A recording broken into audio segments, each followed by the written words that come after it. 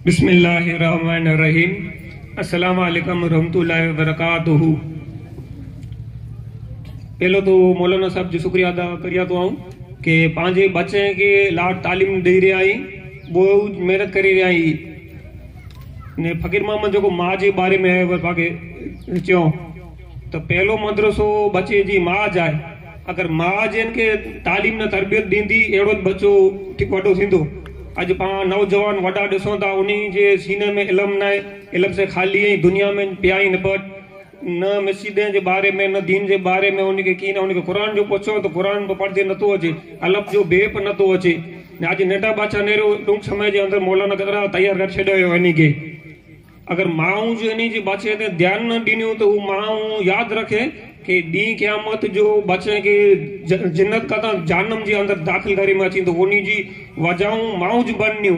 अगर माऊ दीन जी तालीम न ॾिनियूं अने दुनिया जी तालीम पर न ॾिनियूं तो बच्चो उन टाइम ते उन्हीं माँ पे के सवाल कहीं तो कि दुनिया में मुझी पोछा न करया आई लावारिस छड़े देना आई मड़े चाक पूरिया मोबाइल गिनी देना गाड़ियों गिनी देना जेकी खपे ओदी बाप गिनी देना फेरे घुमे पैसा देना पर दीन जी तालीम न देना तो दोजक जे कंधे ते उभी रहंदो।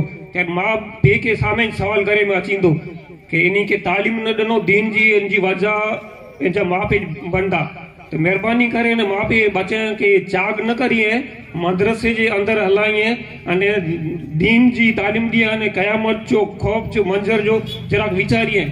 दुनिया तो 4 ॾींहं जी है, इंसान कई हलिया वञा था हलिया वेंदा अहिड़ी रीते पा दुनिया में पिया उबो तो पाप हिकिड़ो ॾींहुं हलिया वेंदासीं छिपरू वारे छॾींदा मथे माण्हू डटे हलिया वेंदा।